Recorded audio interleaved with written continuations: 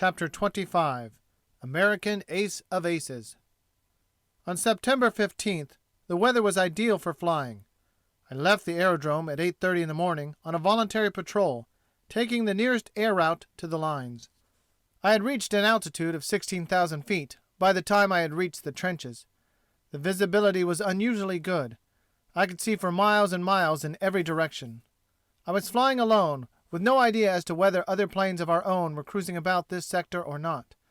But barely had I reached a position over no man's land, when I noticed a formation of 6 enemy Fokkers at about my altitude coming towards me from the direction of Conflans.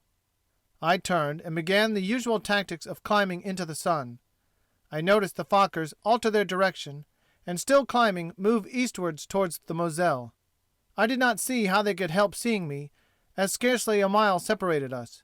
However, they did not attack, nor did they indicate that they suspected my presence beyond continuing steadily their climb for elevation. 3 complete circles they made on their side of the lines. I did the same on my side. Just at this moment I discovered 4 Spad machines far below the enemy planes and some 3 miles inside the German lines. I decided at once they must belong to the American 2nd Fighting Group, at that time occupying the aerodrome at Souilly. They appeared to be engaged in bombing the roads and strafing enemy infantry from a low altitude. The Spads of the 2nd Pursuit Group had but recently been equipped with bomb racks for carrying small bombs. The leader of the Fokker formation saw the Spads at about the same moment I did. I saw him dip his wings and stick down his nose. Immediately the 6 Fokkers began a headlong peak directly down at the Spads. Almost like one of the formation, I followed suit. Inside the first 1,000 feet I found I was rapidly overtaking the enemy machines. By the time we had reached 5,000 feet, I was in a position to open fire upon the rear man. Not once had any of them looked around. Either they had forgotten me in their anxiety to get at their prey, or else had considered I would not attempt to take them all on single-handed. At all events, I was given ample time to get my man dead into my sights before firing. I fired one long burst. I saw my tracer bullets go straight home into the pilot's seat.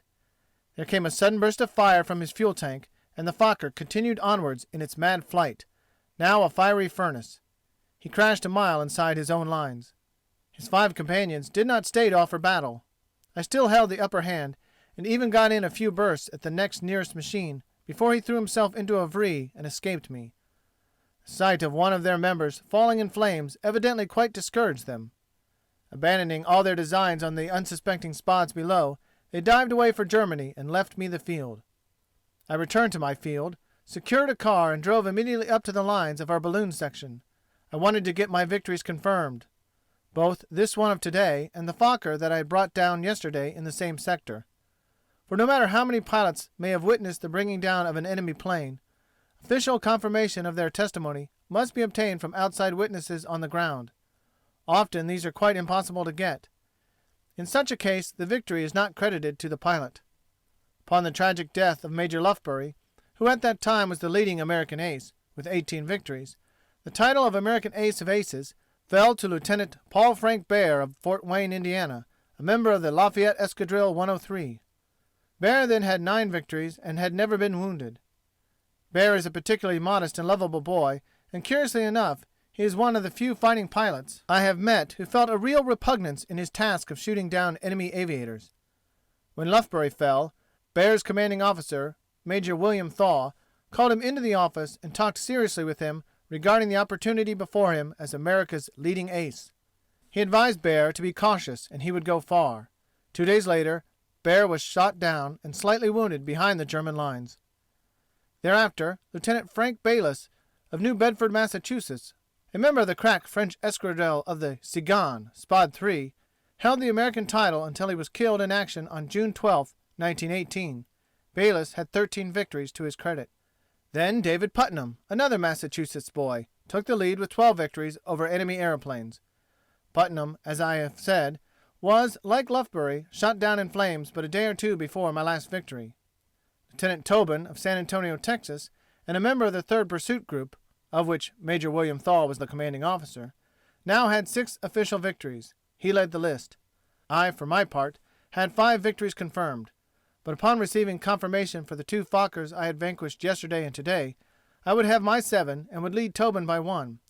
So it was with some little interest and impatience that I set off to try to find ground witnesses of my last 2 battles above St. Mihiel. Mingled with this natural desire to become the leading fighting ace of America was a haunting superstition that did not leave my mind until the very end of the war. It was that the very possession of this title, Ace of Aces, brought with it the unavoidable doom that had overtaken all its previous holders. I wanted it, and yet I feared to learn that it was mine. In later days I began to feel that this superstition was almost the heaviest burden that I carried with me into the air. Perhaps it served to redouble my caution and sharpen my fighting senses, but never was I able to forget that the life of the title holder is short. Eating my sandwiches in the car that day, I soon ran through St. Mihiel and made my way on the main road east to Apremont, and then north to Thiaucourt. I knew that there had been a balloon up near there both days, and felt certain that their observers must have seen my 2 combats overhead. Unfortunately, the road from Apremont to Thiaucourt was closed, owing to the great number of shell holes and trenches which criss-crossed it. After being lost for 2 hours in the forest which lies between St. Mihiel and Vigneulles, I was finally able to extricate myself, and found I had emerged just south of Vigneulles. I was about 1 mile south of our trenches, and standing there with map in hand, wondering where to go next to find our balloons, I got an unexpected clue. A sudden flare of flames struck my sight off to the right. Running around the trees, I caught a view of one of our balloons between me and Thiaucourt, completely immersed in flames. Halfway down was a graceful little parachute, beneath which swung the observer as he settled slowly to Mother Earth. And as I gazed I saw a second balloon 2 or 3 miles further east, towards Pont-à-Mousson, perform the same maneuver.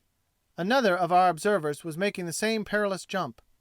A sly hiney had slipped across our lines and had made a successful attack upon the 2 balloons, and had made a clean getaway. I saw him climbing up away from the furious gale of anti-aircraft fire which our gunners were speeding after him. I am afraid my sympathies were almost entirely with the airman as I watched the murderous bursting of Archie all around his machine. At any rate, I realized exactly how he was feeling, with his mixture of satisfaction over the success of his undertaking and of panic over the deadly mess of shrapnel about him. In half an hour I arrived at the balloon site and found them already preparing to go aloft with the second balloon. And at my first question they smiled and told me they had seen my Fokker of this morning's combat crash in flames. They readily signed the necessary papers to this effect, thus constituting the required confirmation for my last victory. But for the victory of yesterday that I claimed, they told me none of the officers were present who had been there on duty at that time. I must go to the 3rd Balloon Company, just north of Pont-à-Mousson, and there I would find the men I wanted to see. After watching the new balloon get safely launched with a fresh observer in the basket, a process which consumed some 10 or 15 minutes, I retraced my steps and made my way back to my motor. The observer, whom I had seen descending under his parachute, had in the meantime made his return to the company headquarters. He was unhurt and quite enthusiastic over the splendid landing he had made in the trees. Incidentally, I learned that but 2 or 3 such forced descents by parachute from a flaming balloon are permitted any one observer. These jumps are not always so simple, and frequently very serious if not fatal injuries are received in the parachute jump. Seldom does one officer care to risk himself in a balloon basket after his 3rd jump. And this fear for his own safety limits very naturally his service and bravery in that trying business. The American record in this perilous profession is held, I believe, by Lieutenant Phelps of New York, who made 5 successive jumps from a flaming balloon. On my way to the 3rd Balloon Company, I stopped to inquire the road from a group of infantry officers whom I met just north of Pont-à-Mousson. As soon as I stated my business, they unanimously exclaimed that they had all seen my flight above them yesterday and had seen my victim crash near them. After getting them to describe the exact time and place and some of the incidents of the fight, I found that it was indeed my combat that they had witnessed. This was a piece of real luck for me. It ended my researches on the spot. As they were very kindly signing their confirmation, I was thinking to myself, Eddie, you are the American ace of aces. And so I was, for the minute. Returning home, I lost no time in putting in my reports. Reed Chambers came up to me and hit me a thump on the back. "Well, Rick," he said, "how does it feel?" "Very fine for the moment, Reed," I replied seriously. "But any other fellow can have the title any time he wants it, so far as I am concerned." I really meant what I was saying.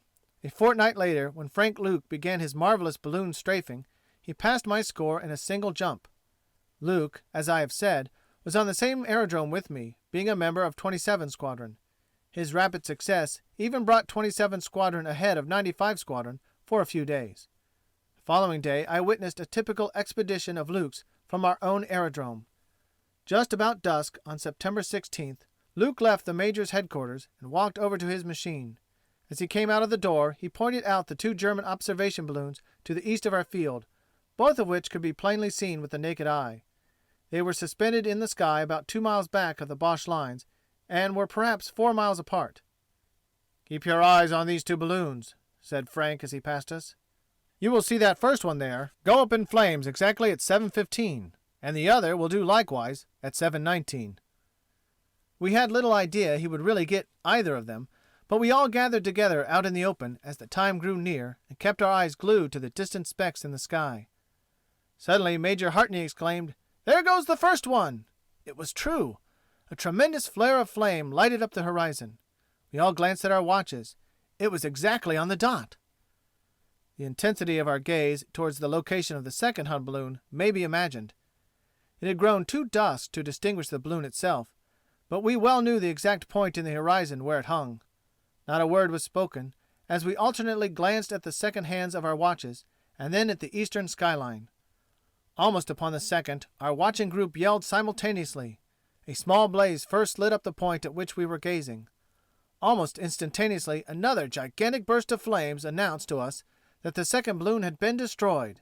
It was a most spectacular exhibition. We all stood by on the aerodrome in front of Luke's hangar until 15 minutes later, when we heard through the darkness the hum of his returning motor. His mechanics were shooting up red vari-lights with their pistols to indicate to him the location of our field. With one short circle above the aerodrome, he shut off his motor and made a perfect landing just in front of our group. Laughing and hugely pleased with his success, Luke jumped out and came running over to us to receive our heartiest congratulations. Within a half-hour's absence from the field, Frank Luke had destroyed $100,000 worth of enemy property. He had returned absolutely unscratched. A most extraordinary incident had happened just before Luke had left the ground. Lieutenant Jeffers of my squadron had been out on patrol with the others during the afternoon and did not return with them. I was becoming somewhat anxious about him when I saw a homing aeroplane coming from the lines towards our field. It was soon revealed as a Spad and was evidently intending to land at our field, but its course appeared to be very peculiar.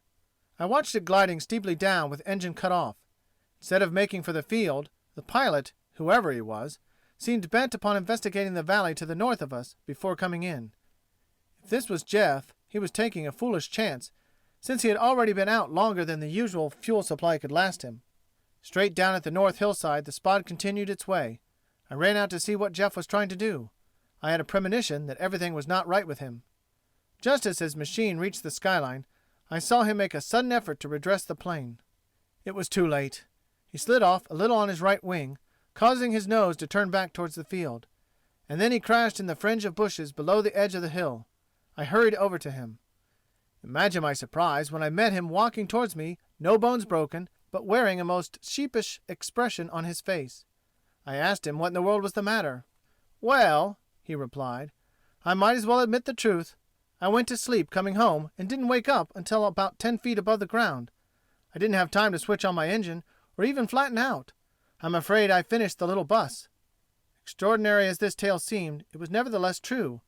Jeffers had set his course for home at a high elevation over the lines, and cutting off his engine had drifted smoothly along. The soft air and monotonous luxury of motion had lulled him to sleep. Subconsciously his hand controlled the joystick, or else the splendid equilibrium of the Spad had kept it upon an even keel without control. Like the true old coach horse it was, it kept the stable door in sight and made directly for it. Jeff's awakening might have been in another world, however, if he had not miraculously opened his eyes in the very nick of time. The next day, September 18th, our group suffered a loss that made us feel much vindictiveness as well as sorrow. Lieutenant Heinrichs and Lieutenant John Mitchell, both of 95 Squadron, were out together on patrol when they encountered 6 Fokker machines. They immediately began an attack. Mitchell fired one burst from each gun and then found them both hopelessly jammed. He signaled to Heinrichs that he was out of the battle and started for home. But at that same moment Heinrichs received a bullet through his engine which suddenly put it out of action.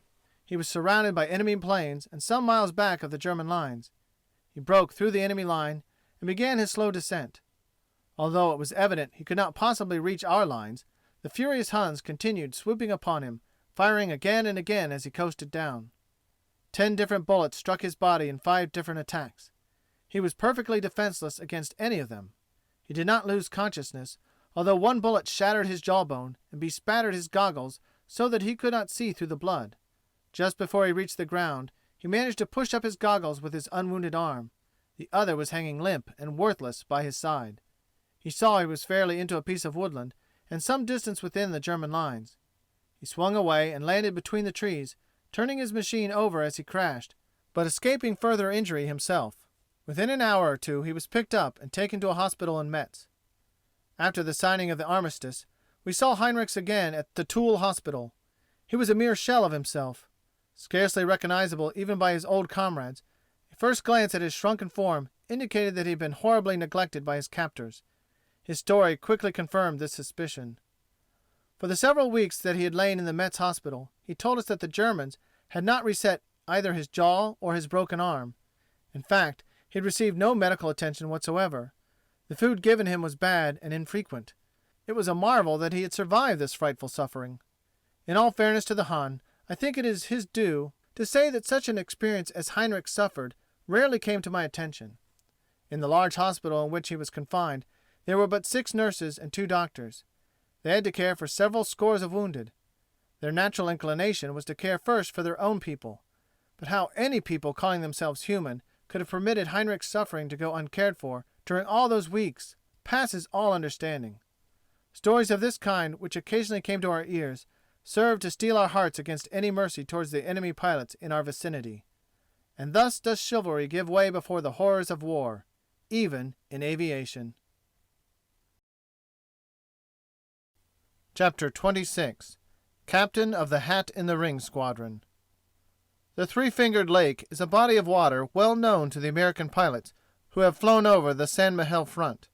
It lies 4 or 5 miles directly north of Vigneulles, and is quite the largest body of water to be seen in this region. The Germans have held it well within their lines ever since the beginning of the war. At the conclusion of the American drive around St. Mihiel, which terminated victoriously 22 hours after it began, the lines were pushed north of Vigneulles until they actually touched the southern arm of the Three-Fingered Lake. Our resistless doughboys, pushing in from both directions, met each other in the outskirts of Vigneulles at 2 o'clock in the morning. Some 15,000 Boche and scores of guns were captured within the territory that had thus been pinched out. With this lake barrier on the very edge of their lines, the Huns had adroitly selected 2 vantage points on their end of the water from which to hoist their observation balloons. From this position their observers had a splendid view of our lines and noted every movement in our rear. They made themselves a tremendous nuisance to the operations of our staff officers. Frank Luke, the star balloon strafer of our group, was, as I have said, a member of the 27th Squadron. On the evening of September 18th he announced that he was going up to get those 2 balloons that swung above the Three-Fingered Lake. His pal, Lieutenant Werner, of the same squadron, accompanied Luke as usual. There was a curious friendship between Luke and Werner. Luke was an excitable, high-strung boy, and his impetuous courage was always getting him into trouble. He was extremely daring and perfectly blind and indifferent to the enormous risks he ran.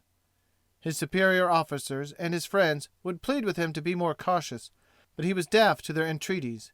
He attacked like a whirlwind, with absolute coolness, but with never a thought of his own safety. We all predicted that Frank Luke would be the greatest air fighter in the world if he would only learn to save himself unwise risks. Luke came from Phoenix, Arizona. Werner's nature, on the other hand, was quite different. He had just one passion, and that was his love for Luke. He followed him about the aerodrome constantly. When Luke went up, Werner usually managed to go along with him.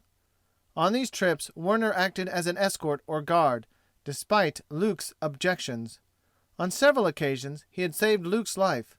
Luke would come back to the aerodrome and excitedly tell everyone about it, but no word would Werner say on the subject. In fact, Werner never spoke except in monosyllables on any subject. After a successful combat, he would put in the briefest possible report and sign his name. None of us ever heard him describe how he brought the enemy machine down. Werner hovered in the air above Luke while the latter went in for the balloon. If hostile airplanes came up, Werner intercepted them and warded off the attack until Luke had finished his operations. These two pilots made an admirable pair for this work, and over a score of victories were chalked up for 27 Squadron through the activities of this team. On the evening of the 18th, Luke and Werner set off at 5 o'clock. It was just getting dark. They flew together at a medium level until they reached the lake. There they separated, Luke diving straight at the balloon which lay to the west, Werner staying aloft to guard the sky against a surprise attack from Hun aeroplanes. Luke's balloon rose out of the swampy land that borders the upper western edge of the Three-Fingered Lake. The enemy defenses saw his approach and began a murderous fire through which Luke calmly dived as usual. 3 separate times he dived and fired, Constantly surrounded with a hail of bullets and shrapnel, flaming onions and incendiary bullets, Luke returned to the attack the third time and finally completed his errand of destruction. The huge gas bag burst into flames. Luke zoomed up over the balloon and looked about for his friend. He was not in view at the moment, but another sight struck Luke's searching eyes. A formation of 6 Fokkers was bearing down upon him from out of Germany. Perhaps Werner had fired the red signal light which had been the warning agreed upon, and he had failed to see it in the midst of all that Archie fire. At any rate, he was in for it now. The German Fokkers were to the west of him. The second balloon was to the east. With characteristic foolhardiness, Luke determined to withdraw by way of the other balloon, and take one burst at it before the Huns reached him. He accordingly continued straight on east, thus permitting the pursuing formation of Fokkers to cut him off at the south. With his first dive, Luke shot down the second balloon. It burst into towering flames, which were seen for miles around. Again he passed through a living stream of missiles fired at him from the ground, and escaped unhurt. As he began his flight towards home, he discovered that he was completely cut off by the 6 Fokkers. He must shoot his way through single-handed. To make it worse, 3 more Fokkers were rapidly coming upon him from the north. And then Luke saw his pal, Werner. Werner had all this time been patrolling the line to the north of Luke's balloons. He had seen the 6 Fokkers, but had supposed that Luke would keep ahead of them and abandon his attempt at the second enemy balloon. He therefore fired his signal light, which was observed by our balloon observers, but not by Luke, and immediately set off to patrol a parallel course between the enemy planes and Luke's road home. When he saw Luke dart off to the second balloon, Werner realized at once that Luke had not seen his signal, and was unaware of the second flight of Fokkers coming directly upon him. He quickly sheered off and went forward to meet them. What Luke saw was the airplane of his devoted pal receiving a direct fire from all 3 of the approaching Fokker pilots. The next instant it fell over in the air and slowly began to fall. Even as it hesitated in its flight, a burst of flames issued from the Spad's tank. Werner was shot down in flames while trying to save his comrade. It was a deliberate sacrifice of himself for his friend. Completely consumed with fury, Luke, instead of seeking safety in flight, turned back and hurled himself upon the 3 Fokkers. He was at a distinct disadvantage, for they had the superiority both in altitude and position, not to mention numbers. But regardless as ever of what the chances were, Luke climbed upwards at them, firing as he advanced. Picking out the pilot on the left, Luke kept doggedly on his track, firing at him until he suddenly saw him burst into flame. The other 2 machines were in the meantime on Luke's tail, and their tracer bullets were flashing unnoticed by his head. But as soon as he saw the end of his first enemy, he made a quick renversement on number 2, and, firing as he came about, he shot down the second enemy machine with the first burst. The third peaked for Germany, and Luke had to let him go. All this fighting had consumed less time than it takes to tell it. The 2 Fokkers had fallen in flames within 10 seconds of each other. With rage still in his heart, Luke looked about him to discover where the 6 enemy machines had gone. They had apparently been satisfied to leave him with their 3 comrades, for they were now disappearing back towards the east. And just ahead of them Luke discerned fleecy white clouds of Archie smoke breaking north of Verdun. This indicated that our batteries were firing at enemy airplanes in that sector.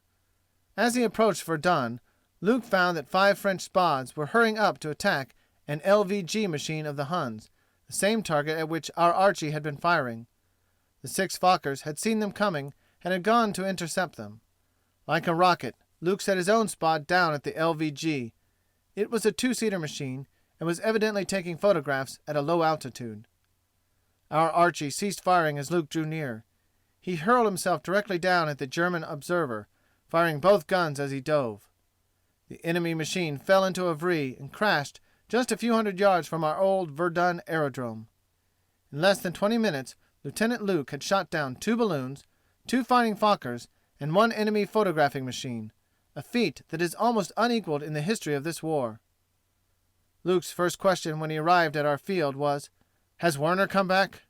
He knew the answer before he asked the question, but he was hoping against hope that he might find himself mistaken. But Werner had indeed been killed. The joy of Luke over his marvelous victories vanished instantly. He was told that with these 5 victories he had a total of 11, thus passing me and making Luke the American ace of aces. But this fact did not interest him. He said he would like to go up to the front in a car and see if anything had been heard from Werner. The following morning Major Hartney, commanding officer of our group, took Luke and myself up to Verdun to make inquiries. Shortly after lunch the officer in charge of confirmations came to us and told Lieutenant Luke that not only had his 5 victories of yesterday been officially confirmed, but that 3 old victories had likewise been that morning confirmed, making Luke's total 14 instead of 11. And these 14 victories had been gained by Frank Luke in 8 days. The history of war aviation, I believe, has not a similar record. Not even the famous Gunmeyer, Fonck, Ball, Bishop, or the noted German ace of aces, Baron von Richthofen, ever won 14 victories in a single fortnight at the front. Any aircraft, whether balloon or aeroplane, counts as one victory, and only one, with all the armies. In my estimation, there has never during the 4 years of war been an aviator at the front who possessed the confidence, ability, and courage that Frank Luke had shown during that remarkable 2 weeks. In order to do this boy honor and show him that every officer in the group appreciated his wonderful work, he was given a complimentary dinner that night by the squadrons. Many interesting speeches were made. When it came Luke's turn to respond, he got up laughing, said he was having a bully time, and sat down. Major Hartney came over to him and presented him with a 7 days' leave in Paris, which at that time was about the highest gift at the disposal of commanding officers at the front. Among all the delightful entertainers who came over to the front from the United States to help cheer up the fighting men, none, except our own Elsie Janis, who is an honorary member of our squadron, were quite so highly appreciated by our fellows as the Margaret Mayo Y.M.C.A. troop, which gave us an entertainment just a night or 2 after this.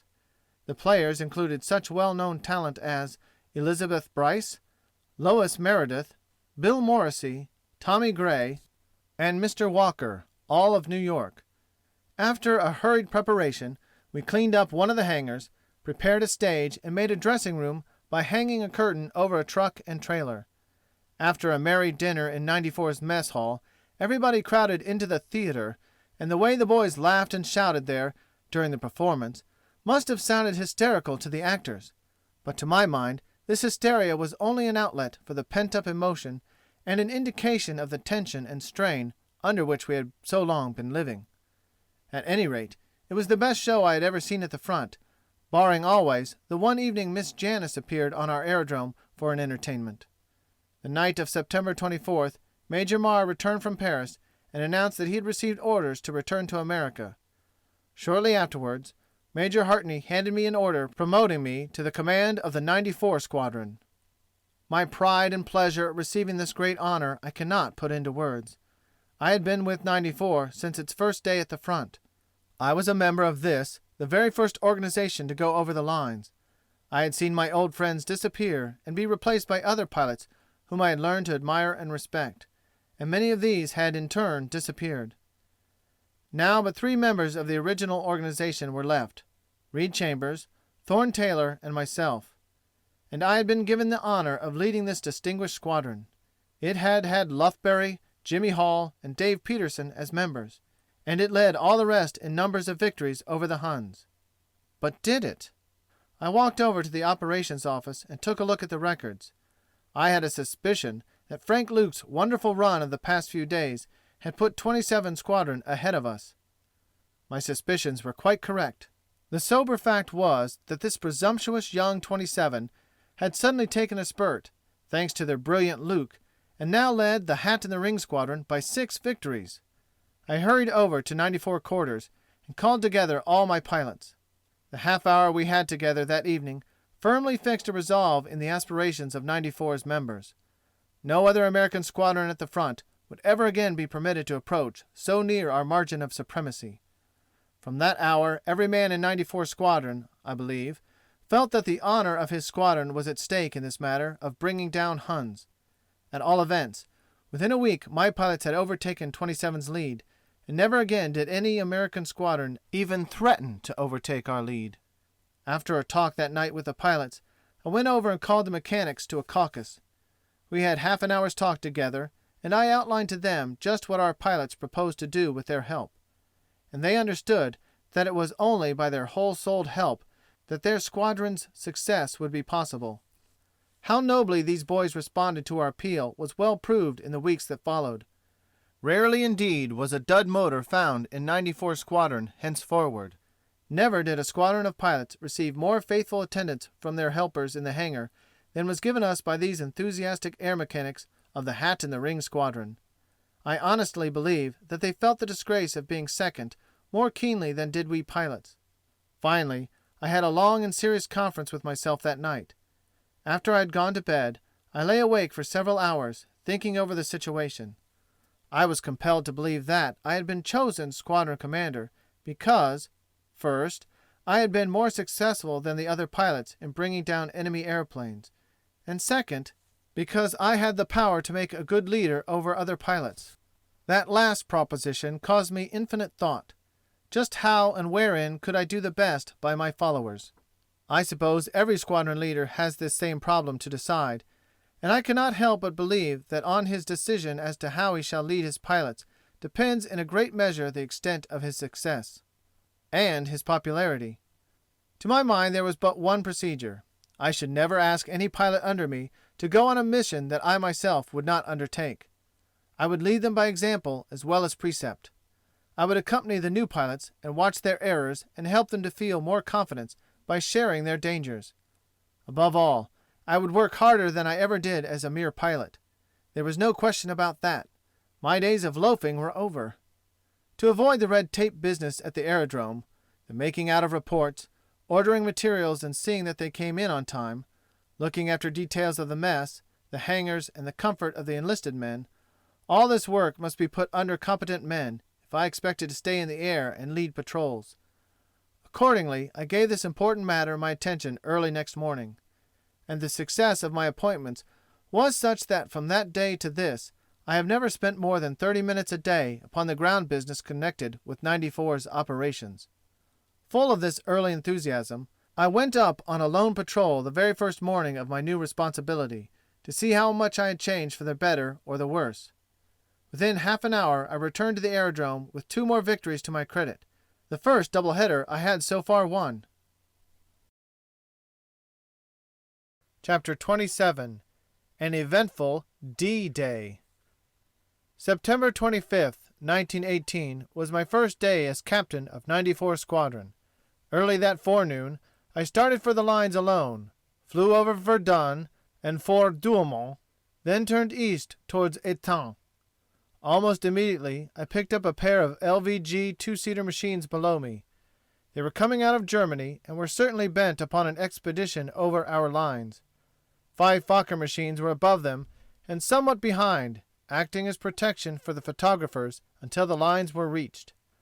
Climbing for the sun for all I was worth, I soon had the satisfaction of realizing that I had escaped their notice and was now well in their rear. I shut down my motor, put down my head, and made a beeline for the nearest Fokker. I was not observed by the enemy until it was too late for him to escape. I had him exactly in my sights when I pulled both triggers for a long burst. He made a sudden attempt to pull away, but my bullets were already ripping through his fuselage, and he must have been killed instantly. His machine fell wildly away and crashed just south of Étampes. It had been my intention to zoom violently upwards and protect myself against the expected attack from the 4 remaining Fokkers as soon as I had finished the first man. But when I saw the effect of my attack upon the 4 dumbfounded Boche, I instantly changed my tactics, and plunged straight on through their formation to attack the photographing LVGs ahead. For the Heinies were so surprised by finding a spot in their midst and seeing one of their number suddenly drop that the remaining three viraged to right and left. Their one idea was to escape and save their own skins. Though they did not actually peek for home, they cleared a space large enough for me to slip through and continue my dive upon the two-seaters before they could recover their formation. The two-seaters had seen my attack and had already put down their heads to escape. I plunged along after them, getting the rear machine in my sights as I drew nearer to him. A glance back over my shoulder showed me that the four Fokkers had not yet reformed their line and were even now circling about with the purpose of again solidifying their formation. I had a few seconds yet before they could begin their attack. The two LVG machines began to draw apart. Both observers in the rear seats were firing at me, although the range was still too long for accurate shooting. I dove more steeply, passed out of the gunner's view under the nearest machine, and zoomed quickly up at him from below. But the victory was not to be an easy one. The pilot suddenly kicked his tail around, giving the gunner another good aim at me. I had to postpone shooting until I had more time for my own aiming. And in the meantime, the second photographing machine had stolen up behind me, and I saw tracer bullets go whizzing and streaking past my face. I zoomed up diagonally out of range, made a renversement, and came directly back at my first target. Several times we repeated these maneuvers, the four Fokkers still wrangling among themselves about their formation, and all the time we were getting farther and farther back into Germany.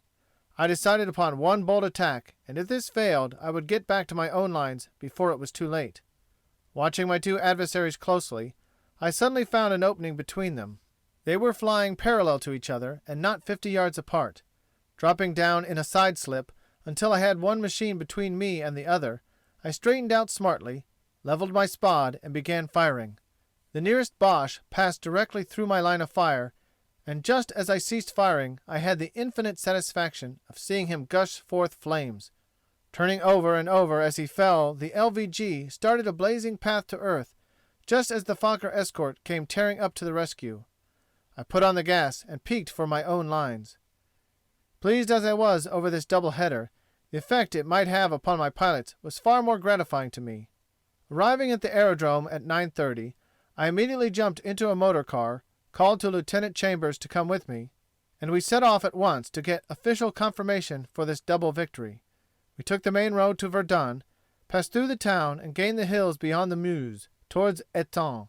Taking the road up to Fort de Tavannes, we passed over that bloody battlefield of 1916 where so many thousand German troops fell before French fire in the memorable Battle for Verdun. At the very crest of the hill we were halted by a French poilu, who told us the rest of the road was in full view of the Germans and that we must go no farther. We asked him as to whether he had seen my combat overhead this morning. He replied in the affirmative, and added that the officers in the adjacent fort, too, had witnessed the whole fight through their field glasses. We thanked him, and leaving our car under his care, took our way on foot to the fort. 200 or 300 yards of shell holes sprinkled the ground between us and the fort. We made our way through them, gained admittance to the interior of the fort, and in our best pidgin French stated our errand to Monsieur le Commandant. He immediately wrote out full particulars of the combat I had had with the LVG, signed it, and congratulated me upon my victory with a warm shake of the hand. Having no further business at this place, we made our adieus and hastened back to our car. Plunging through the shallowest shell holes, we had traversed about half the distance to our car, which stood boldly out on top of the road, when a shrill whining noise made us pause and listen. The next instant a heavy explosion announced that a shell had landed about 50 yards short of us. Simultaneously with a shower of gravel and dirt which headed our way, we dropped unceremoniously on our faces in the bottom of the deepest shell hole in our vicinity. The Huns had spotted our car and were actually trying to get its range. 2 or 3 times we crawled out of our hole, only to duck back at the signal of the next coming shell. After 6 or 8 shots, the Boche gunners evidently considered their target too small, for they ceased firing long enough for us to make a bolt across the intervening holes and throw ourselves into the waiting automobile. I most fervently wished that I had turned the car round before leaving it, and I shall never forget the frightful length of time it took me to get our car backed around and headed in the right direction. We lost no time in getting down that hill. Next day was to be an important one for us and for the whole American army. Officially, it was designated as D-Day, and the 0 hour, by the same code, was set for 4 o'clock in the morning. At that moment the artillery barrage would begin, and 40,000 doughboys, who were posted along the front line trenches from the Meuse to the Argonne forest, would go over the top. It was the 26th day of September, 1918. Precisely at 4 o'clock I was awakened by my orderly, who informed me that the weather was good.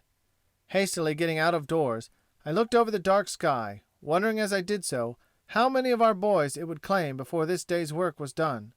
For we had an important part to play in this day's operations. Headquarters had sent us orders to attack all the enemy observation balloons along that entire front this morning, and to continue the attacks until the infantry operations were completed.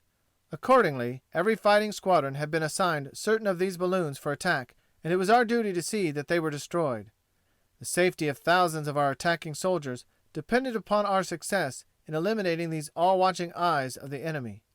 Incidentally, it was the first balloon strafing party that 94 Squadron had been given since I had been made its leader, and I desired to make a good showing on this first expedition. Just here it may be well to point out the difficulties of balloon strafing, which makes this undertaking so unattractive to the new pilot. German Archie is terrifying at first acquaintance. Pilots affect a scorn for it, and indeed at high altitudes the probabilities of a hit are small. But when attacking a balloon which hangs only 1,500 feet above the guns, and this altitude is, of course, known precisely to the anti-aircraft gunner, Archie becomes far more dangerous. So when a pilot begins his first balloon attacking expeditions, he knows that he runs a gauntlet of fire that may be very deadly. His natural impulse is to make a nervous plunge into the zone of danger, fire his bullets, and get away. Few victories are won with this method of attack. The experienced balloon strafers, particularly such daring airmen as Coolidge and Luke, do not consider the risks or terrors about them. They proceed in the attack as calmly as though they were sailing through a stormless sky. Regardless of flaming missiles from the ground, they pass through the defensive barrage of fire, and often return again and again to attack the target, until it finally bursts into flames from their incendiary bullets. The office charts informed me that the day would break this morning at 6 o'clock. Consequently, we must be ready to leave the ground in our machines at 5:20, permitting us 30 minutes in which to reach our objectives, and 10 minutes in which to locate our individual balloons. For it is essential to strike at these well-defended targets just at the edge of dawn. Then the balloons are just starting aloft, and our attacking airplanes are but scantily visible from below. Moreover, enemy airplanes are not apt to be about so early in the morning, unless the enemy has some inkling of what is going on. I routed out 5 of my best pilots, Lieutenants Cook, Chambers, Taylor, Coolidge, and Palmer, and as we gathered together for an early breakfast, we went over again all the details of our prearranged plans. We had 2 balloons assigned to our squadron, and 3 of us were delegated to each balloon. Both lay along the Meuse, between Brabant and Dun. Every one of us had noted down the exact location of his target on the evening before. It would be difficult perhaps to find them before daylight if they were still in their nests, but we were to hang about in the vicinity until we did find them, if it took all day. With every man fully posted on his course and objective, we put on our coats and walked over to the hangars. I was the last to leave the field, getting off the ground at exactly 5:20. It was still dark, and we had to have the searchlights turned onto the field for a moment to see the ground while we took off. As soon as we lifted into the darkness, the lights were extinguished. And then I saw the most marvelous sight that my eyes have ever seen. A terrific barrage of artillery fire was going on ahead of me. Through the darkness the whole western horizon was illumined with one mass of sudden flashes. The big guns were belching out their shells with such rapidity that there appeared to be millions of them shooting at the same time. Looking back, I saw the same scene in my rear. From Lunéville on the east to Reims on the west there was not one spot of darkness along the whole front. The French were attacking along both our flanks at the same time with us in order to help demoralize the weakening Boche. The picture made me think of a gigantic switchboard which emitted thousands of electric flashes as invisible hands manipulated the plugs. So fascinated did I become over this extraordinary fireworks display that I was startled upon peering over the side of my machine to discover the city of Verdun below my aeroplane's wings. Fastening my course above the dim outline of the Meuse River, I followed its windings downstream, occasionally cutting across little peninsulas which I recognized along the way. Every inch of this route was as familiar to me as was the path around the corner of my old home. I knew exactly the point in the Meuse Valley where I would leave the river and turn left to strike the spot where my balloons lay last night. I did not know what course the other pilots had taken.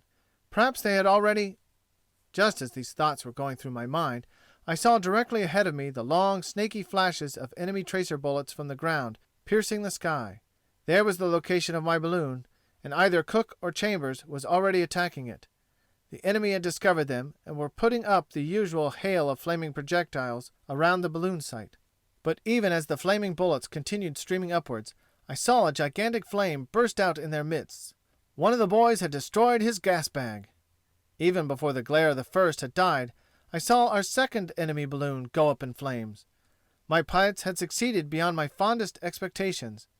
Undoubtedly, the enemy would soon be swinging new balloons up in their places, but we must wait a while for that.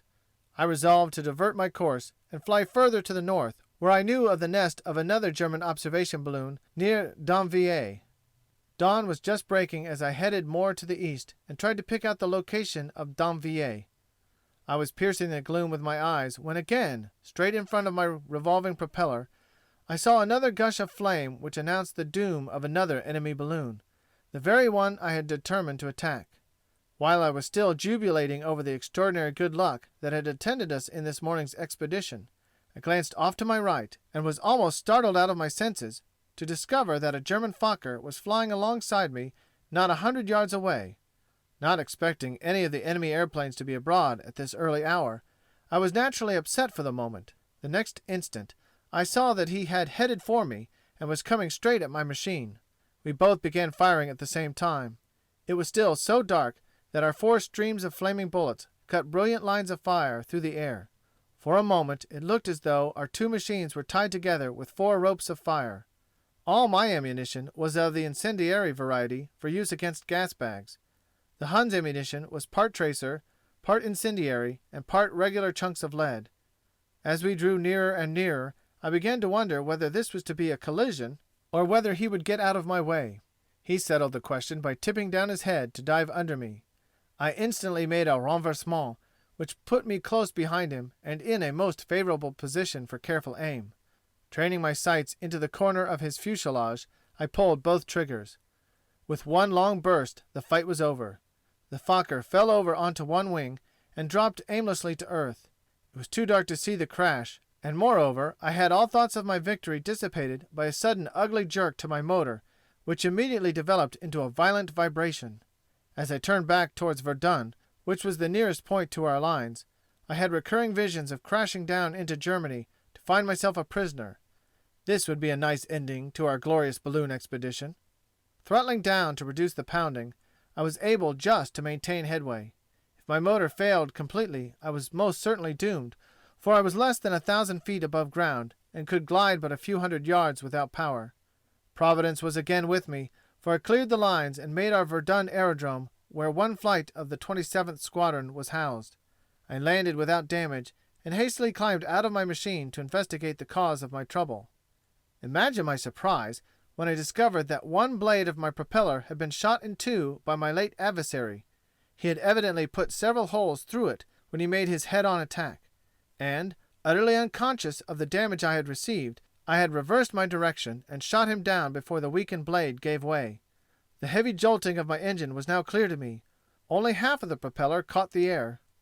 Lieutenant Jerry Vasconcells of Denver, Colorado, was in charge of the Verdun field on which I had landed. He soon came out and joined me as I was staring at my broken propeller. And then I learned that he had just landed himself from a balloon expedition. A few questions followed, and then we shook hands spontaneously. He had shot down the Danville balloon himself, the same one for which I had been headed, and as he was returning he had seen me shoot down my Fokker. This was extremely lucky for both of us, for we were able each to verify the other's victory for him, although of course corroboration from ground witnesses was necessary to make these victories official.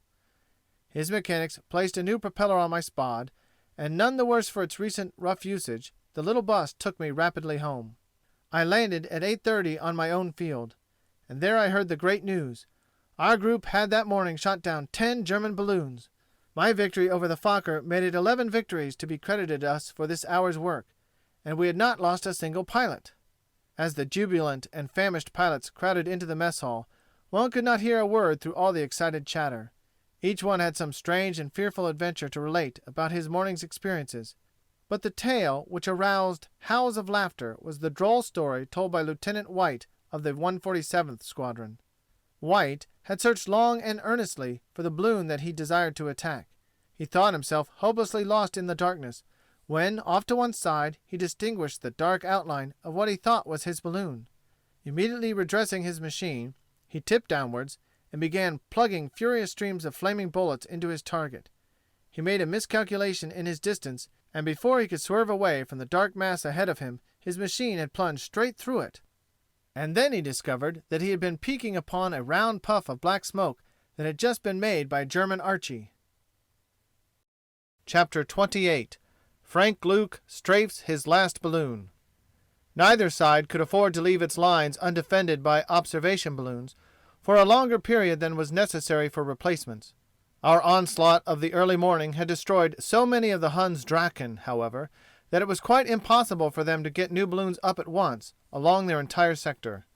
That same afternoon I flew along their lines to see what progress they were making in replacements of their observation posts. The only balloon I could discover in our sector was one which lifted its head just behind the town of Civry-sur-Meuse. I made a note of its position and decided to try to bring it down early next morning. Accordingly, I was up again at the same hour the following day, and again found the sky promised clear weather. Leaving the field at 5:30, I again took up a course over Verdun in order to pick up the Meuse River there and follow it as a guide. On this occasion I caught a grand view of No Man's Land as seen from the air by night. It was not yet daylight when I reached the lines, and there I caught a longitudinal view of the span of the ground that separated the two opposing armies. For upon both sides of this span of ground a horizontal line of flashes could be seen issuing from the mouths of rival guns. The German batteries were drawn up along their front scarcely a mile back of their line, and on our side a vastly more crowded line of flashes indicated the overwhelming superiority in numbers of the guns that the American artillerymen were using to belabor the already vanquished Huns. So far as my eye could reach, this dark space lay outlined between the two lines of living fire. It was a most spectacular sight. I followed down its course for a few miles, then turned again to the north and tried to find the Meuse River. After 10 minutes' flight into Germany, I realized I had crossed the river before I began to turn north, and that I must be some distance inside the enemy's lines. I dropped down still lower as I saw the outlines of a town in front of me, and circling above it I discovered that I had penetrated some 25 miles inside Hunland, and was now over the village of Stenay.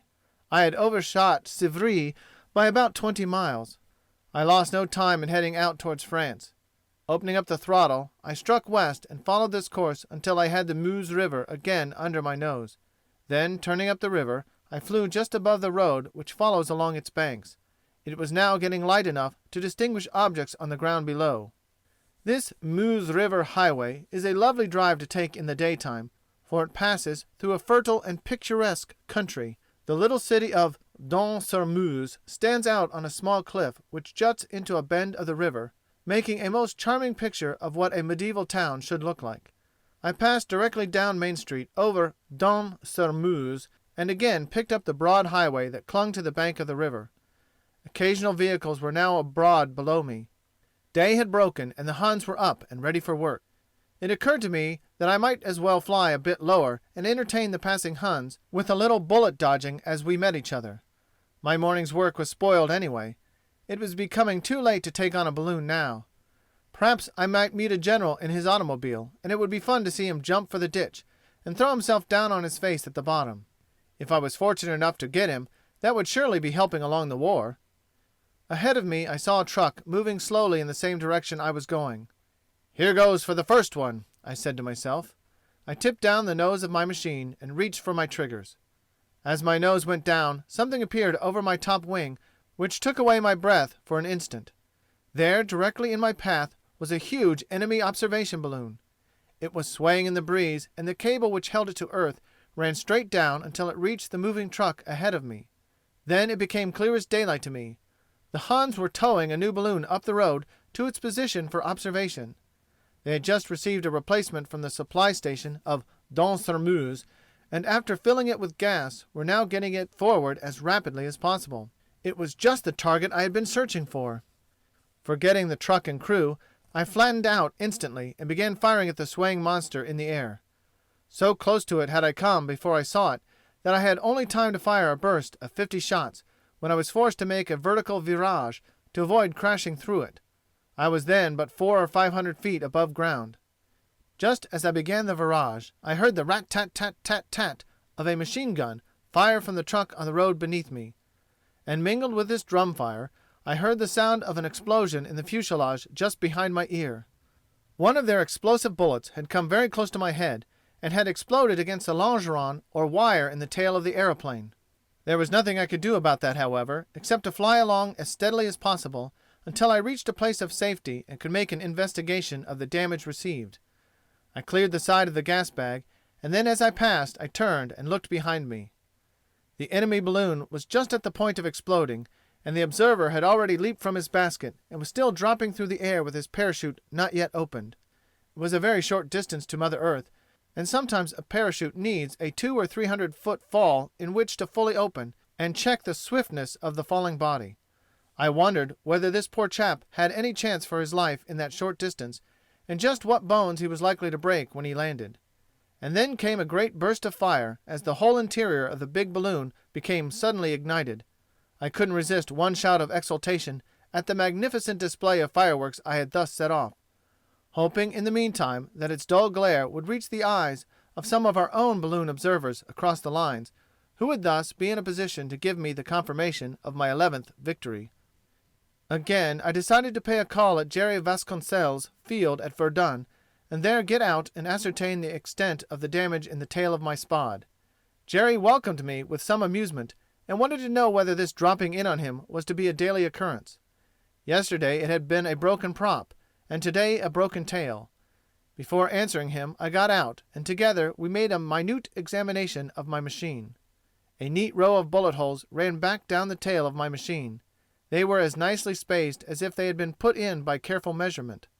The first hole was about 4 inches back of the pad on which my head rests when I am in the seat. The others were directly back of it at regular intervals. One, the explosive bullet, had struck the longeron that runs the length of the fuselage, and this had made the sharp explosion that I had heard at the time. The gunners on the truck had done an excellent bit of shooting. None of the holes were in a vital spot of the machine. I took off the field after a short inspection, and soon covered the 15 or 16 miles that lay between the Verdun field and our own. Upon landing I found very bad news awaiting me.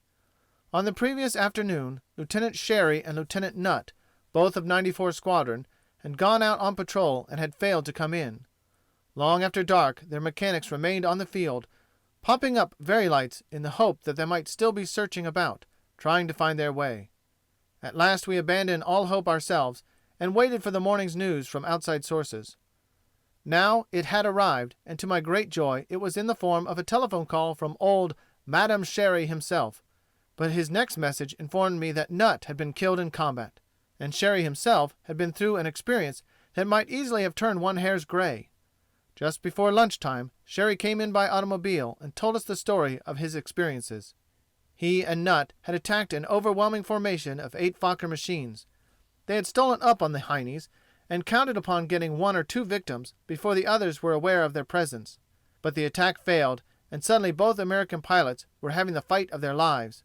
The Hun pilots were not only skillful and experienced, but they worked together with such nicety that Sherry and Nutt were unable either to hold their own or to escape.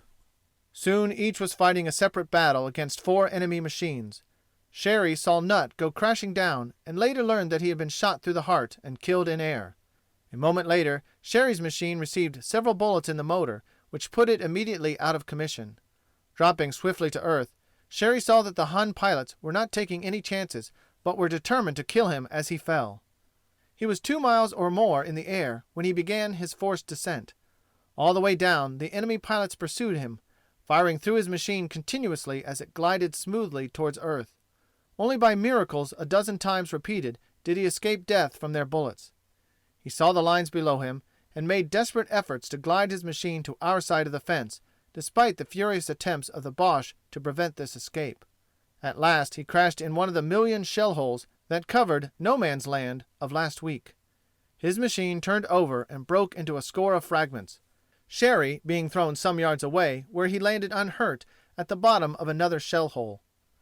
While he was still pinching himself to make sure he was actually unhurt, he discovered his implacable enemies peeking upon him with their Fokkers and firing long bursts of bullets into his shell hole with their machine guns. Sherry clung as closely to the sides of his hole as he could, and watched the dirt fly up all around him as the Fokkers made dive after dive at him. It must have been like watching a file of executioners leveling their guns at one and firing dozens of rounds without hitting one, except that in Sherry's case it was machine guns that were doing the firing. Finally the Fokkers made off for Germany. Crawling out of his hole, Sherry discovered that a formation of Spads had come to his rescue and had chased the Germans homewards. And then he began to wonder on which side of the trenches he had fallen, for he had been too busy dodging Fokkers to know where his crippled machine was taking him. One can imagine Sherry's joy when he heard a doughboy in perfectly good United States yell from a neighboring shell hole, "Hey, Guy! Where the hell's your gas mask?" Madam didn't care for the moment whether he had a gas mask or not, so glad was he to learn that he had fallen among friends and was still in the land of the living. He quickly tumbled into the next shell hole, where he found his new friend. The latter informed him that he was still in No Man's Land, that the German infantry were but 100 yards away, and that gas shells had been coming across that space all afternoon. He even gave Madam his own gas mask and his pistol, saying he guessed he was more used to gas than an aviator would be. He advised Sherry to lay low where he was until nightfall, when he would see him back into our lines. And thus Lieutenant Sherry spent the next few hours reviewing the strange episodes that flavor the career of an aviator. Sherry finished his story with a grim recital of what occurred when they went out next morning to recover Nutt's body. It too had fallen into No Man's Land, but the Americans had advanced a few hundred yards during the night and now covered the spot where Nutt's body lay. Sherry accompanied a squad of doughboys out to the spot where Nutt's smashed machine had lain during the night. They found poor Nutt, as I have said, with several bullets through the heart. They extricated the body from the wreckage and were beginning to dig a grave when a shot from a hidden Hun sniper struck one of the burial party in the foot. The others jumped to their guns and disappeared through the trees. They soon returned with a look of savage satisfaction on their faces, although Sherry had not heard a shot fired.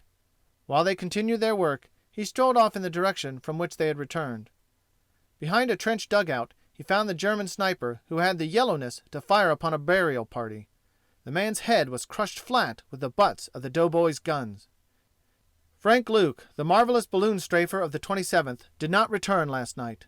So reads the last entry in my flight diary of September 29, 1918. Rereading that line brings back to me the common anxiety of the whole group over the extraordinary and prolonged absence of their most popular member. For Luke's very mischievousness and irresponsibility made every one of us feel that he must be cared for and nursed back into a more disciplined way of fighting, and flying, and living. His escapades were the talk of the camp and the despair of his superior officers. Fully a month after his disappearance, his commanding officer, Alfred Grant, captain of the 27th Squadron, told me that if Luke ever did come back, he would court-martial him first, and then recommend him for the Legion of Honor. In a word, Luke mingled with his disdain for bullets a very similar distaste for the orders of his superior officers. When imperative orders were given him to come immediately home after a patrol, Luke would unconcernedly land at some French aerodrome miles away, spend the night there, and arrive home after dark the next night. But as he almost invariably landed with one or two more enemy balloons to his credit, which he had destroyed on the way home, he was usually let off with a reprimand and a caution not to repeat the offense. As blandly indifferent to reprimands as to orders, Luke failed to return again the following night. This studied disobedience to orders could not be ignored, and thus Captain Grant had stated that if Luke ever did return he must be disciplined for his insubordination. The night of September 27th Luke spent the night with the French Second on the Toul aerodrome. The last we had heard from Luke was that at 6 o'clock on the night of September 28th he left the French field where he had spent the night, and, flying low over one of the American balloon headquarters, He circled over their heads until he had attracted the attention of the officers, then dropped them a brief note which he had written in his aeroplane. As may well be imagined, Luke was a prime favorite with our balloon staff. All the officers of that organization worshipped the boy for his daring and his wonderful successes against the balloon department of their foes. They appreciated the value of balloon observation to the enemy, and knew the difficulties and dangers in attacking these well-defended posts. Running out and picking up the streamer and sheet of paper which fell near their office, they unfolded the latter and read, "Look out for enemy balloon at D2 and D4 positions. Luke." Already Luke's machine was disappearing in the direction of the first balloon, which lay just beyond the Meuse. It was too dark to make out its dim outline at this distance, but as they all gathered about the front of their "office," they glued their eyes to the spot where they knew it hung. For Luke had notified them several times previously as to his intended victims, and every time they had been rewarded for their watching. 2 minutes later a great red glow lit up the northwestern horizon, and before the last of it died away the second German balloon had likewise burst into flames. Their intrepid hero had again fulfilled his promise. They hastened into their headquarters and called up our operations officer and announced Frank Luke's last 2 victories. Then we waited for Luke to make his dramatic appearance. But Luke never came. That night and the next day we rather maligned him for his continued absence, supposing naturally enough that he had returned to his French friends for the night. But when no news of him came to us, when repeated inquiries elicited no information as to his movements after he had brought down his last balloon, every man in the group became aware that we had lost the greatest airman in our army. From that day to this, not one word of reliable information has reached us concerning Luke's disappearance. Not a trace of his machine was ever found. Not a single clue to his death and burial was ever obtained from the Germans. Like Gunmeyer, the miraculous airman of France, Frank Luke was swallowed by the skies, and no mortal traces of him remain. Chapter 29. A Night Mission. Aviators are conscious of an antagonistic feeling towards them in the minds of the infantrymen in the trenches, who, covered with mud and trench insects, frequently overworked and underslept, and always facing imminent death from enemies' bullets, find an ironic pleasure in contrasting their hard lot with the life of ease and excitement led by the young officers of the Flying Corps. To see an aeroplane cavorting about over their heads fills them with bitterness at the thought that these well-dressed men are getting paid for that pleasant sport, while they are forced to work like beasts of burden in the rain. Infantry officers have told me that rarely have they seen an American airplane over them when it was needed to chase away enemy machines, and that the Huns repeatedly came over them at low altitude, strafing the troops with machine-gun fire to their great injury and demoralization. It is not difficult to understand this bitterness under these circumstances.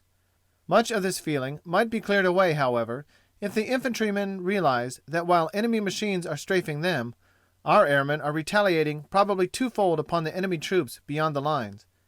Every day our machines were engaged in this hazardous work of trench strafing. Much of the success of our infantry advances was due to the cooperation of our air forces behind the front and beyond the vision of our doughboys in the trenches. Admitting as they do the disastrous effect of airplane attacks upon their own lines, they can easily imagine how terrified their enemy infantrymen became at the daily appearance of our fighting planes in their midst. As to the comparative risk of injury in these 2 arms of warfare, I believe even the most skeptical doughboy would admit, after reflection, that an airman's daily duties surround him every moment with the possibilities of death. Comfort and dress, entertainments and good food are all in our favor, of course, but I have yet to meet a pilot of any nation at war who does not try to balance this advantage with a whole-souled admiration and praise of his less fortunate brother-in-arms, who does so much more than his share of the dirty work. Much of this jealousy and misunderstanding is due to the fact that the man on the ground can never see and never know anything of the things the airman is doing for him. It is a pity that such must be the case, for, while rivalry between different branches of the army may be beneficial, bitterness is not. While sitting at dinner about sundown on the evening of September 30th, discussing the latest victory claimed that afternoon by Lieutenant Kay and Lieutenant Reed Chambers, who had destroyed a Fokker aeroplane over Romagne, an orderly brought me a note from the CO of the group, requesting me to select 2 volunteers for a most important mission, and report at headquarters with them forthwith. It was then 6:30 and quite dark. We were naturally excited at this sudden summons, and I wondered what extraordinary necessity called for aeroplanes at this late hour. I selected Ham Coolidge and Weird Cook out of the men who volunteered for this unknown mission, and setting off with our flying kit in our hands, we hastened over to Major Hartney's office.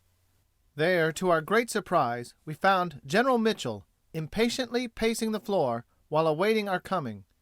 He immediately welcomed us and began at once to explain the object of our hurried summons.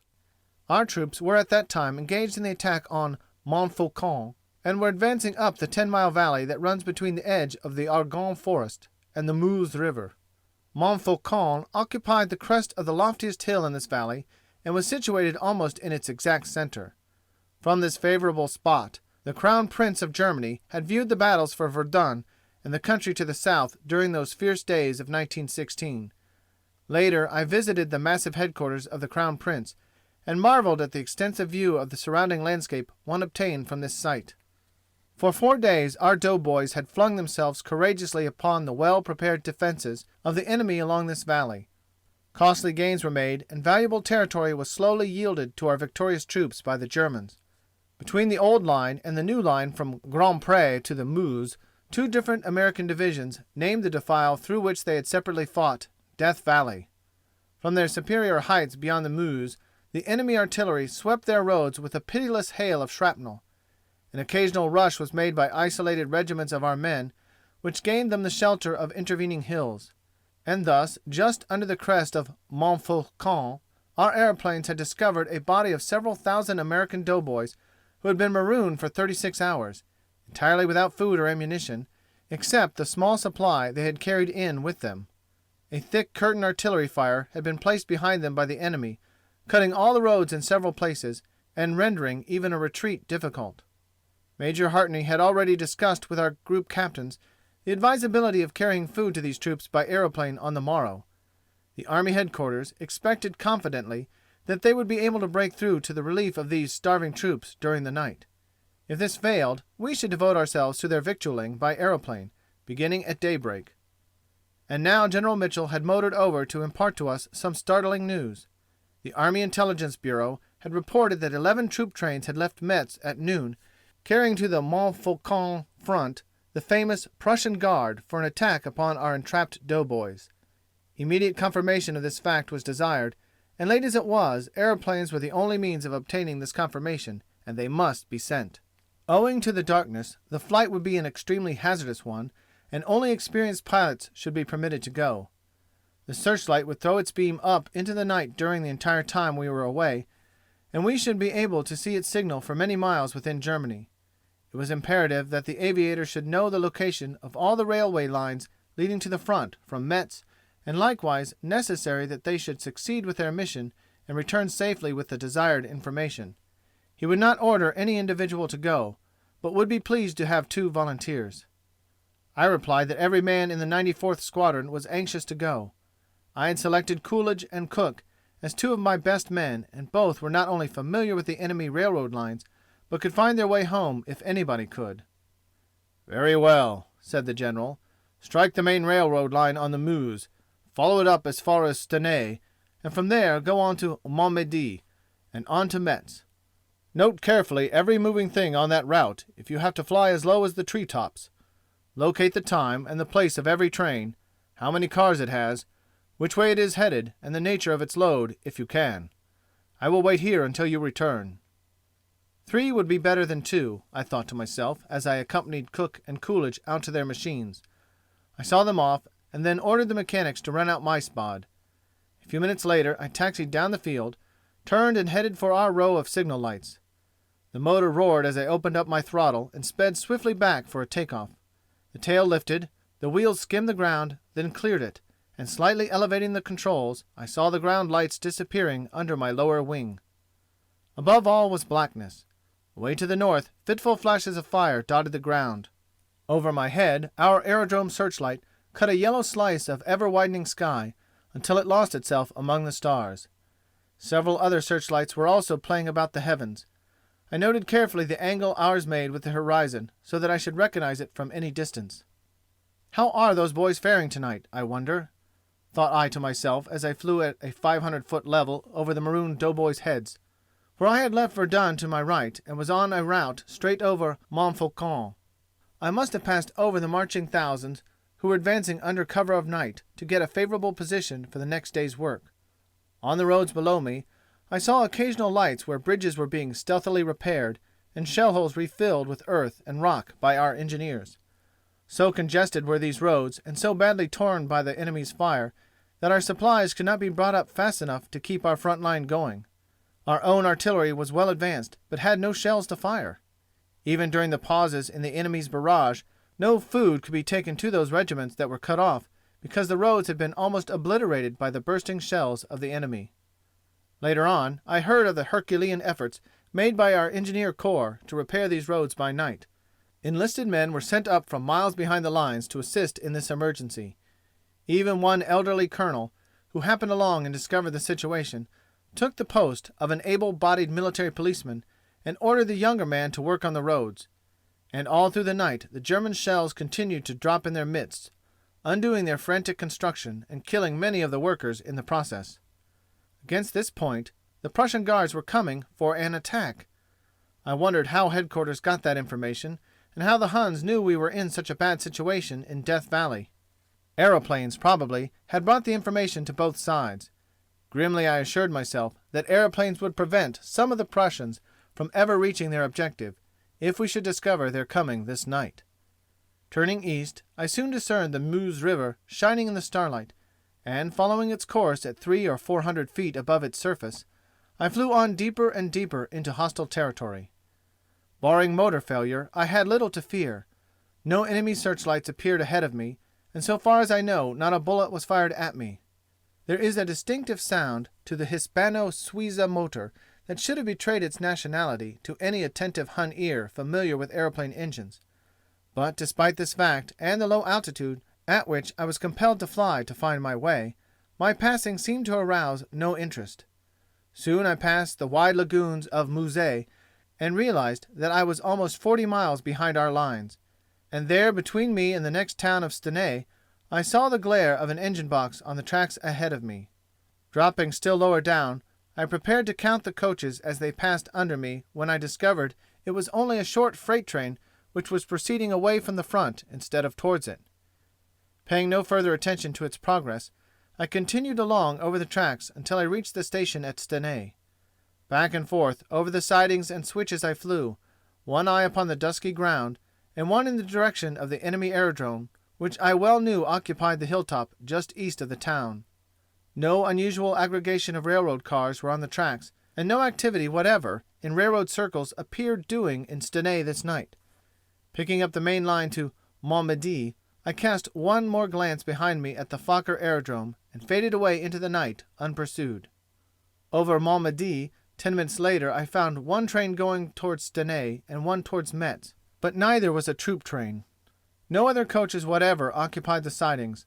I began to think that intelligence bureaus might sometimes be mistaken, and in spite of myself I felt a little disappointed, for I had an extra supply of machine gun ammunition with me, and had pictured to myself the amount of damage one small aeroplane might do to the gentlemen of the Prussian Guard inside the windows of their troop trains. All the way along the main line from Montmedy to Metz I hoped rather than feared that I would meet the expected guests of the evening, but I was doomed to disappointment. The nearer to Metz I got, the more I realized that if their trains had left Metz at noon, as advertised, they must certainly have reached or passed Montmedy by now. I was absolutely positive that not a single coach had slipped under me unnoticed, for most of the way along I had flown scarcely high enough to clear the telegraph wires that occasionally crossed the tracks. Glancing at my compass, I swung off to the right and left the tracks. It was quite evident that the Prussian Guard's scare was a false alarm. In 5 minutes I should be over Verdun. 10 minutes passed, and then 20, and still no Verdun. If I had been misled by my compass, and had kept too far to the west, even so I should have crossed the Meuse long ago. I leaned over and shook the compass. It whirled a few times, and then settled itself in exactly the opposite direction. Again I shook it, and again it pointed to a new direction. Never have I seen a compass, except those captured from Bosch machines, that even pretended to disclose the direction of north. Mingled with my rage was a fear that was getting almost panicky. I searched the horizon for our searchlight, but not one was in sight. Thinking I might be in a ground mist, I rose higher and circling about, scanned the horizon and blackness below. Not even the flash of a gun that might direct me to the battlefront was visible. 3/4 of an hour of gasoline remained to me, and a much overrated sense of direction, and no compass. Then I thought of the North Star. Glory be, there she shines. I had been going west instead of south, and would have had 200 miles or so of fast flying before striking the British lines near Ypres on my present course. Keeping the star behind my rudder, I flew south for 15 minutes, then dropping down, almost immediately found myself above a bend in a stream of water that resembled a familiar spot in the river Meuse. With a sudden return of self-confidence, I followed the river until I struck Verdun, picked up our faithful searchlight, and 10 minutes later I landed safely below the row of lights that marked the edge of our aerodrome. My mechanics assured me that both Coolidge and Cook had returned. Hastening to the operations office, I made my report that no Hun trains were coming our way, which General Mitchell received with a simple "Thank God." The next day our advancing troops caught up with the maroon doughboys and sent them for a much-deserved rest to the rear. As I walked across the field to my bed, I looked up and recognized my friend, the North Star, shining in my face. I raised my cap and waved her a salute and repeated most fervently, "Thank God." On the following day, which was October 1st, a large formation of 94 pilots crossed the lines and cruised about for nearly 2 hours in German lines without a fight. We scared up one covey of Fokkers, but were unable to get them within range. Changing machines, I went back alone late in the afternoon and hung about the lines until it began to grow dusk.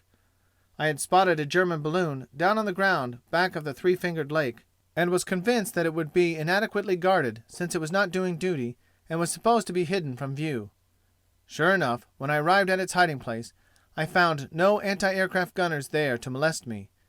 It was too easy a job to be called a victory, for I merely poked down my nose, fired 100 rounds or so, and the job was done.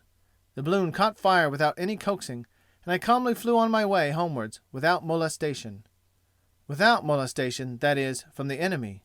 I turned back across our lines at Vigneulles, and there, on our own side of the trenches, I met the attention of 2 searchlights and a furious barrage of flaming projectiles from our own guns.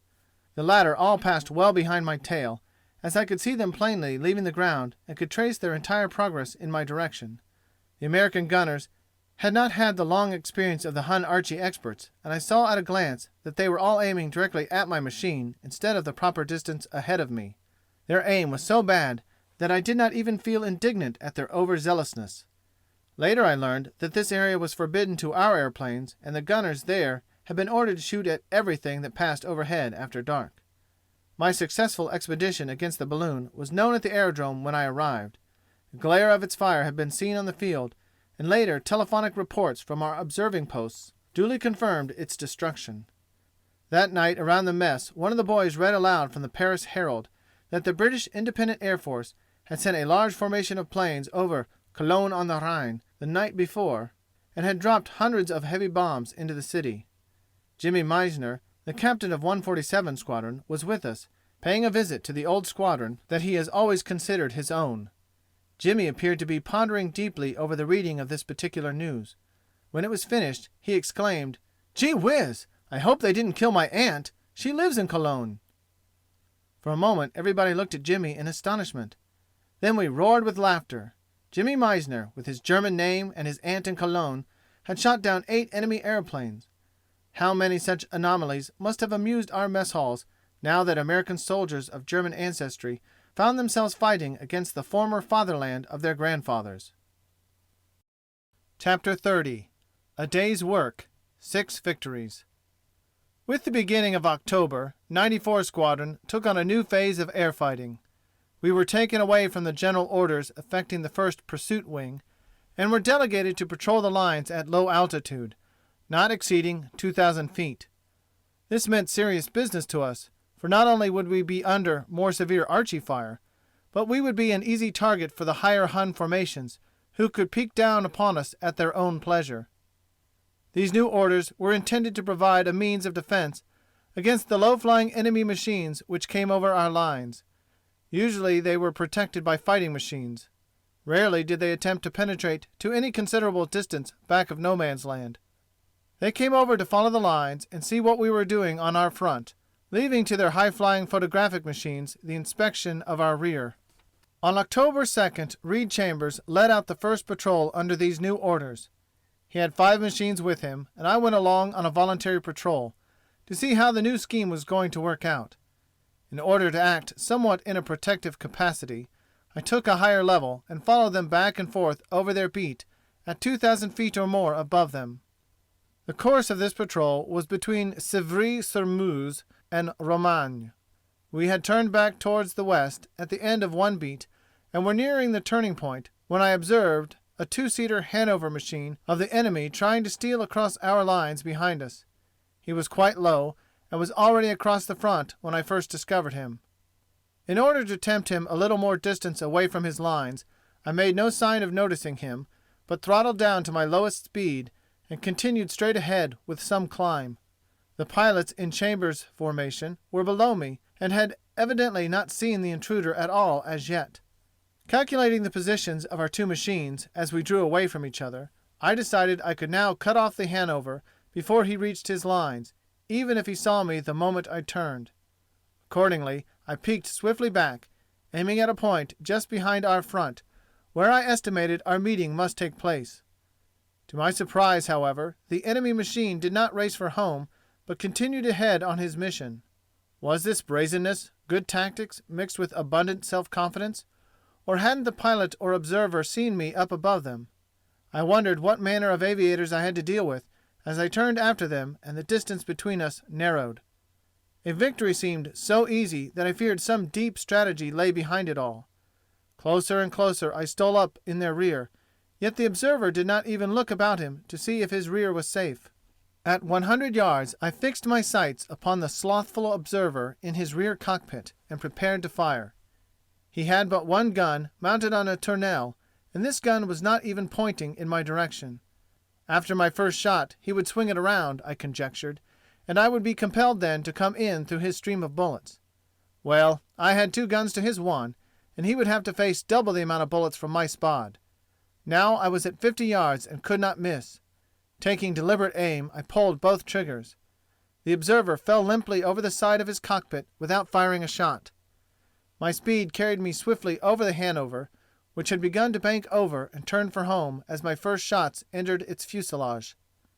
Heading off the pilot, I braved his few shots and again obtained a position in his rear and had him at my mercy. And at that very critical moment both of my guns jammed. Infuriated at this piece of bad luck, I still had the thought to realize that the enemy pilot did not know I could not shoot, so I again came up and forced him to make a turn to the east to avoid what he considered a fatal position. And at that moment I saw Reed Chambers flying directly towards me, the rest of his patrol streaming in along behind him. Reed was firing as he flew. His first bursts finished the pilot, and the Hanover settled with a gradual glide down among the shell holes that covered the ground just north of Montfaucon, a good 2 miles within our lines. It was the first machine that I had brought down behind our lines, or assisted to bring down, for Reed Chambers shared this victory with me, in such condition that we were able to fly it again. A few minutes' work with my guns cleared both jams. I had paid little attention to the rest of my pilots during this operation, and indeed had scarcely noticed where my aeroplane was taking me through the air, for I had to work with one hand holding the lever and the other pressing back the feeding mechanism of the guns, and the Spad was taking care of herself.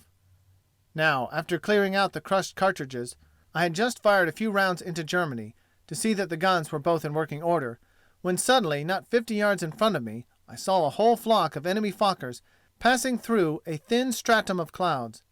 It was an ideal hiding place for a surprise attack, and they had been lying in wait for our Spads without noticing me until I almost bumped into them. The next instant I was over on my wing and nose, performing a double quick spin out of their range. All 8 of them were on top of me, firing as they followed my gyrations.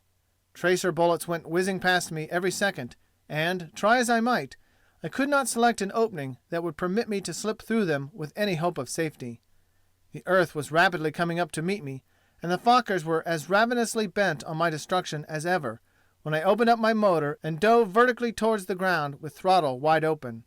As I did so, I was conscious that other machines were coming in from behind me and that the Fokkers had suddenly left off firing their beastly flaming bullets. Glancing back, I saw my own Spads had arrived in the very nick of time. Reed Chambers was in pursuit of the fleeing Huns, and the whole circus was climbing southwards to gain the shelter of the low-hanging clouds. Reed saw that they would gain their protection before he could overtake them. With his usual good judgment, he let them proceed until the last man was swallowed up within them. Then he turned suddenly to the north and sought a place between them and their lines where they might be expected to issue out and make for home. Climbing for all I was worth, I arrived at the northern edge of the cloudbank at the same time Reed reached there. We had made one or two circles just beneath the billowy mass of white, when out burst the leader of the Huns over our heads, and one by one his formation followed him. In a trice, Reed and I were under the last Fokker's tails. Reed took the left, and I took the right, and at almost the same second we both began firing. I had let go 200 rounds when I saw my man falling, and again at almost the same instant Reed ceased firing and his man too dropped out of line and began his last landing. The rest of the formation fled straight on into their own lines, and we were unable to overtake them. As we turned back, we saw our two victims crash almost simultaneously fully a mile back of our lines. Before we reached the aerodrome, official confirmation of our 3 victories had been telephoned in. Lieutenant Cook, who was now looked upon as our most successful balloon strafer, had gone out this morning with Lieutenant Crocker as helper, to get an enemy balloon that hung over the eastern edge of the town of Grand Pré. Cookie now had 3 balloons and was becoming quite fastidious in his methods of shooting down these disagreeable targets. He naturally insisted upon essential attention being given his ammunition and his guns, for he believed in making one straight dash through the circle of Archie, and getting in one long burst of incendiary bullets into the balloon, and then leaving it alone. This returning again and again through the Archie barrage for several attacks is simply a foolish method of suicide. At 5:30 in the morning, Cook and Crocker left the field and proceeded to the Argonne. Here they located Grand Pré, but could not discover the balloon. Finally, after arousing the whole neighborhood, Cook found his gas bag supinely resting on the ground, where it was tied down into its bed. It was in a decidedly bad place for an attack, but Cook unhesitatingly stuck down his nose and began firing as he dived. About 20 or 30 shots left his guns, and then both jammed. With a string of burning words, Cookie turned around as he zoomed up over the balloon and hurled at it the small hammer or tool used by pilots for clearing gun jams. He was so enraged over his bad luck that he did not even wait for Crocker to overtake him, but made straight for home, climbed out of his machine and marched into the armorer's office, mad as a hornet. What language he used there, neither Cook nor the armament officer would afterwards repeat, but in the midst of his abusive description of guns, ammunition, mechanics, and armament officers in general, in walked Lieutenant Crocker, whom Cook had left behind at Grand Pré. "Congrats, Cookie," said Crocker triumphantly. "That was certainly fine work. You got him with his truck, office, and all, this time." Cook looked at Crocker with some anger and much mortification. "Got what?" he shouted rather violently. Ordinarily, Cookie was the sweetest-tempered man in the outfit, barring Jimmy Meisner. "Why, the Hun balloon," replied Crocker, looking up at him indignantly. "Didn't you see him go down in flames? He hung fire for half a minute owing to the dew and dampness on the outside, but when he started he went with one burst." Cook stood there looking at his friend anxiously for a moment. There was no question about his seriousness and truth. Then Cookie said slowly, "Well, I'm damned. That's the first time I ever heard of getting a balloon with a jam hammer and hot language." The next day, October 3rd, a carefully planned attack on an enemy balloon back of Doucan was carried out in the middle of the afternoon by our squadron. Montfaucon was still the center of operations for the American army. The country was extremely difficult, owing to the hills and forests along the Meuse River, all of which the Germans had amply prepared for stubborn defense. The presence of their observation balloons added one source of benefit to them which we knew could be destroyed. So we were sent out in full daylight to accomplish this end. Thorne Taylor led our formation. Practically our whole squadron left the aerodrome at 3 o'clock. Ham Coolidge and Crocker, who were selected as the 2 balloon strafers for the day, flying with us on the patrol. at 3:30 precisely, we were to find ourselves over the Hun balloon at Ducon, and there these two pilots were to make a sudden dash down at the balloon one behind the other. It was a new daylight dodge we would try to put over the Germans before they suspected the object of our mission. We expected to find enemy planes about guarding this important observation post of the enemy, and it was necessary to take along enough machines of our own to sweep them away from the path which our two strafers must take to get to their balloon. Therefore I had all the pilots set their watches exactly with mine, and gave them all instructions to cross the lines precisely at 3:45, and fly between Coolidge and Crocker and any hostile aircraft that might intercept them. With every man fully schooled in his part of the game, we all took off. Walter Avery of 95 Squadron accompanied us. Avery was the pilot who had forced down the celebrated Hun ace Menkoff early in August on the Chateau Thierry front. Menkoff then had a string of 37 victories to his credit, and, strange as it may seem, this was Avery's first air combat. Avery disabled Menkoff's motor with one of his bullets, and the German pilot decided it wiser to drop down our side of the lines and surrender himself rather than take the chance of being killed trying to glide home on a crippled machine. Great was his disgust when he landed to discover that his conqueror was a green American pilot. As the formation continued its patrol some distance this side of our lines, Coolidge and Crocker left the rest and placed themselves a good distance the other side of Montfaucon. We found no enemy machines in our vicinity, but were not sure that they would not appear as soon as we approached the Ducon balloon. As my watch neared the hour, I crept a little nearer the point of attack. Looking over the situation ahead of me, some 4 or 5 miles, I suddenly saw two Spads streaking ahead with all their speed in the direction of the balloon. I looked at my watch. It was but 3:40. Coolidge and Crocker were each afraid that the other would steal a march on him, and were both so anxious to get the balloon that they disobeyed orders and had gone in several minutes ahead of the stated time. Looking around, I saw that my formation of Spads were just coming up in implicit obedience to orders.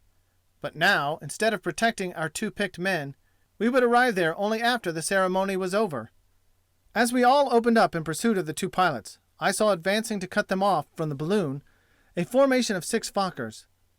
Then one lone Spad seemed to appear from somewhere in the clouds and flew in to engage the Fokkers. During the brief melee which followed, many things happened at the same time. The lone Spad fell to earth and crashed back in Germany. The balloon burst into flames, indicating that either Coolidge or Crocker had succeeded in reaching the mark despite the Fokkers. And at the same moment the clouds behind me seemed to be emitting swarms of Fokker fighting airplanes which hurled themselves upon our Spads. They were behind me, for I had distanced the others somewhat and had altered my direction to go to the rescue of the unknown Spad which had just fallen. But as I had started too late to be of any assistance, I again diverted my course to attack the 2 German biplane machines which I could distinguish coming into the fight from the direction of Donsormeuse. I wondered whether it was Coolidge or Crocker or some other who had fallen.